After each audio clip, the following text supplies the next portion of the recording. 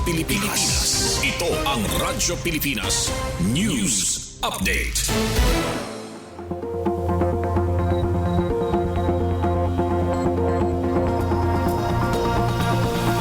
Philippine Standard Time, 3:56 p.m. Maupay nga kulop sa iyong tanan. Asyay niyan mga balita yan na nga oras. Kalbayog, nagaandam na para sa Visita Iglesia 2026. Detalye pamatian naton sa balita ni Charmaine Perito Balvez. Radyo Pilipinas Report.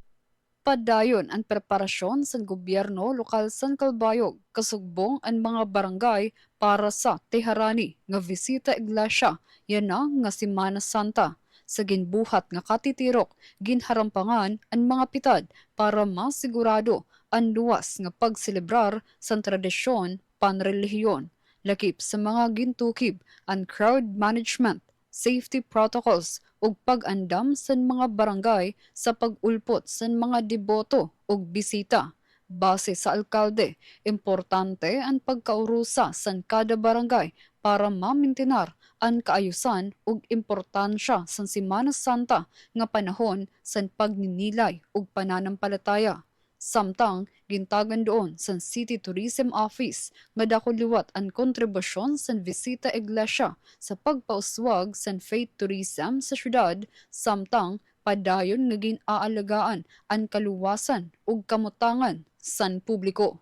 Para sa Bagong Pilipinas, Charmaine Perito Balvez, Radyo Pilipinas, Radyo Publiko, Kalbayog. Para sa aton katapusan nga balita, DSWD Field Office 8 mas ginpahugot ang beripikasyon sa mga benepisyaryo sa Matuginaw, Samar. Detalye ade sa akon report. Radyo Pilipinas Report. Mas ginpakusog sa Department of Social Welfare and Development o DSWD Field Office 8 ang pagberipika sa mga benepisyaryo sa Project Lawa ngan binhi sa bungtos san Matuginaw, Samar, pinaagi sa inisyatiba nga basta beripikado mabilis ang serbisyo. Katuyuanan sa programa nga masiguro nga rehistrado ngan beripikado sa Philippine Identification System o PhilSys ang nga tanan nga benepisyaryo agud mahatagan sira san husto ngan angay nga benepisyo ngan serbisyo. Samtang padayon gihapon ang cash for training sa mga benepisyaryo nga yan na nagaagi sa training sa tilapia basic biology ngan basic culture techniques ngan vegetable gardening. Sigon sa DSWD Field Office 8 pinaagi sa sugad nga mga inisyatiba ginlalauman nga mapapadayon ang transparent, madagmit ngan husto nga paghatag serbisyo para sa kaupayan sa mga residente sa bugos nga Eastern Visayas. Para sa Bagong Pilipinas, Suzette Pretensio, Radyo Pilipinas, Radyo Publiko, Kalbayog.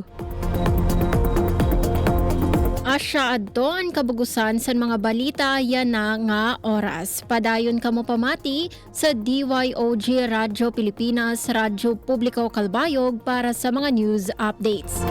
Ini si Suzette Pretensio para sa Radyo Pilipinas, Radyo Publiko. Mula sa pinakamalawak na newsroom sa buong Pilipinas.